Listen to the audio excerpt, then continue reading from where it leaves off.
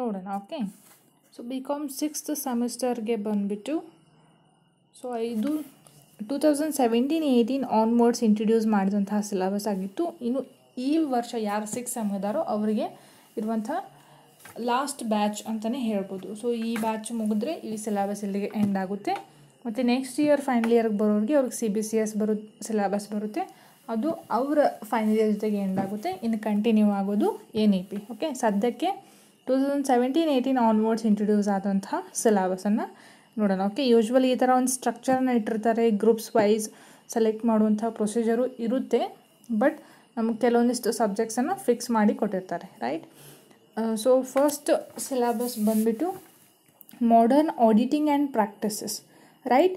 So ಪ್ರತಿಯೊಂದು ಸಬ್ಜೆಕ್ಟಲ್ಲಿ ಯಾವ ಥರ 5 ಯೂನಿಟ್ ಇರ್ತಾವೋ, ಸೊ ಇದರಲ್ಲೂ ಕೂಡ 5 ಯೂನಿಟ್ಸ್ ಇದ್ದಾವೆ. ಹಾಗಿದ್ರೆ ಫಸ್ಟ್ ಯೂನಿಟ್ ಬಂದುಬಿಟ್ಟು introduction to auditing, right. Then second unit planning of audit and controls. Third unit vouching and auditing of financial statements. Fourth unit audit of financial statements. Fifth unit report writing, right.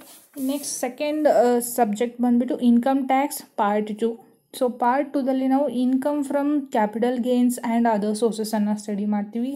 ಆಮೇಲೆ second unit ಬಂದುಬಿಟ್ಟು set off and carry forward of losses. Okay, so set off ಆಮೇಲೆ carry ಫಾರ್ವರ್ಡಲ್ಲಿ ನೀವು ಎಲ್ಲ ಟೈಪ್ದು ಇನ್ಕಮ್ಸನ್ನು ನೀವು ಇಲ್ಲಿ study ಮಾಡಿ, so ಯಾವ ಹೆಡಿಂಗಿಂದ ನಾವು ಸೆಟಪ್ ಮಾಡಬೇಕು, ಆಮೇಲೆ ಯಾವ ಹೆಡಿಂಗ್ನ ಕ್ಯಾರಿ ಫಾರ್ವರ್ಡ್ ಮಾಡಬೇಕು ಅನ್ನೋದನ್ನ ಡೀಟೇಲ್ ಆಗಿ ಇಲ್ಲಿ ಸ್ಟಡಿ ಮಾಡ್ತೀರಾ. ಓಕೆ, ದೆನ್ ಯೂನಿಟ್ ಥರ್ಡ್ ಬಂದುಬಿಟ್ಟು deductions from gross total incomes, rebates and reliefs. Okay, so NET SET exam ಪ್ರಿಪ್ರೇಷನ್ಗೆ ಈ ಯೂನಿಟ್ ತುಂಬ ಇಂಪಾರ್ಟೆಂಟ್. ಯಾರಾದರೂ ಸ್ಟಡಿ ಪ್ರಿಪ್ರೇಷನ್ ಮಾಡ್ತಾಯಿದ್ರೆ ಸೊ ಈ ಯೂನಿಟ್ ಮಾಡೋರಿದ್ದರೆ ಈ ಯೂನಿಟನ್ನು ಡೀಟೇಲ್ ಆಗಿ ಸ್ಟಡಿ ಮಾಡಿ, ರೈಟ್. ಆಮೇಲೆ ಫೋರ್ತ್ ಯೂನಿಟ್ ಬಂದುಬಿಟ್ಟು ಅಸೆಸ್ಮೆಂಟ್ ಆಫ್ ಇಂಡಿವಿಜುವಲ್.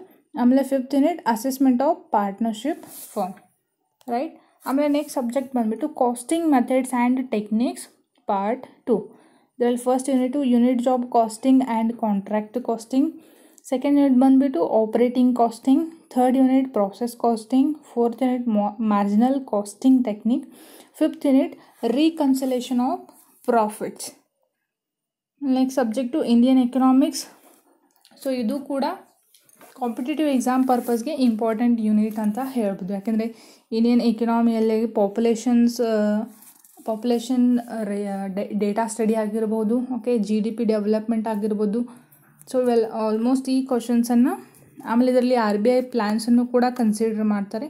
ಸೊ ಅದರಲ್ಲಿ ಬರುವಂತಹ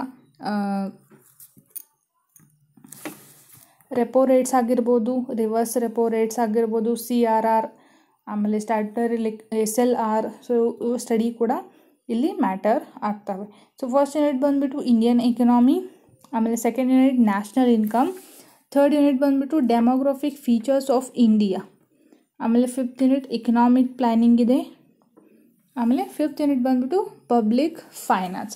ಸೊ ನೋಡಿ, ಪಬ್ಲಿಕ್ ಫೈನಾನ್ಸಲ್ಲಿ sources of revenue of central government, head of expenditure of central government, budget, meaning, types of budget, monetary policy of RBI. Okay, ಈ unit commerce ಸ್ಟೂಡೆಂಟ್ಸ್ಗೆ ತುಂಬ important. ಇನ್ನು next subject ಬಂದುಬಿಟ್ಟು computer applications in business, fifth part 5. Okay, so commerce ಸ್ಟೂಡೆಂಟ್ಸ್ಗೆ ಸ್ವಲ್ಪ tough ಆಗುವಂತಹ unit ಅಥವಾ subject ಯಾವುದಪ್ಪ ಅಂತಂದರೆ computer application in business.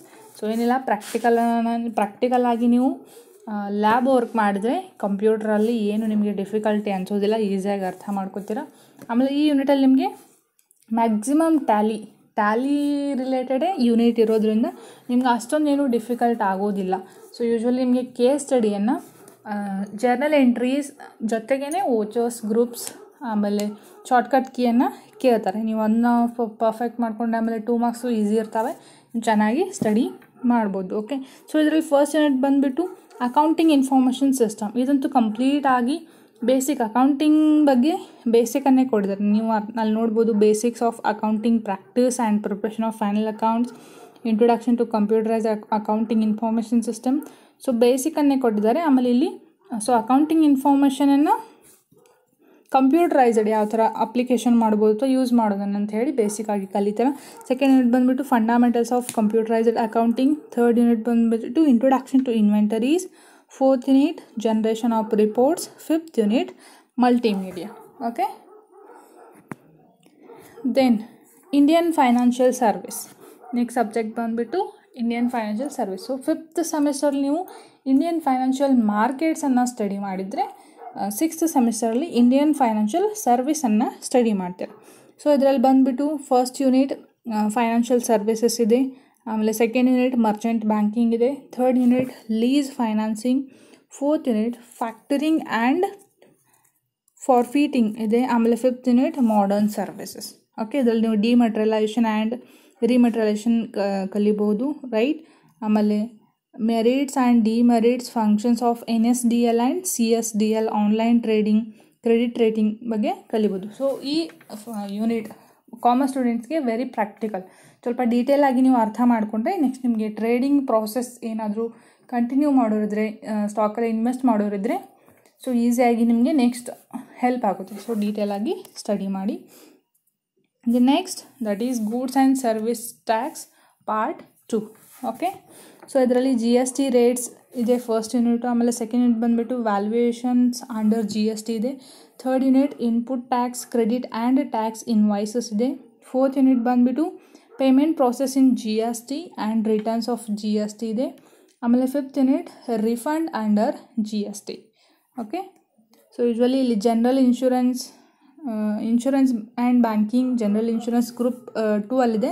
So ನಿಮ್ಮ ಕಾಲೇಜ್ ಈ ಸಬ್ಜೆಕ್ಟನ್ನ ಸೆಲೆಕ್ಟ್ ಮಾಡಿದರೆ ನೀವು ಕನ್ಸಿಡರ್ ಮಾಡ್ಬೋದು, ಇಲ್ಲ ಅಂತಂದರೆ ಇಲ್ಲಿವರೆಗೂ ಏನು ಡಿಸ್ಕಸ್ ಮಾಡಿದ್ವಲ್ವ ಅಷ್ಟೇ ಯೂನಿಟ್ಸು ನಿಮ್ಮ ಸಿಲೆಬಸ್ಗೆ ಬರ್ತವೆ.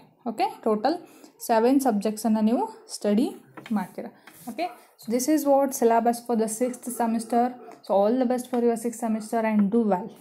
Thank you so much for watching this video.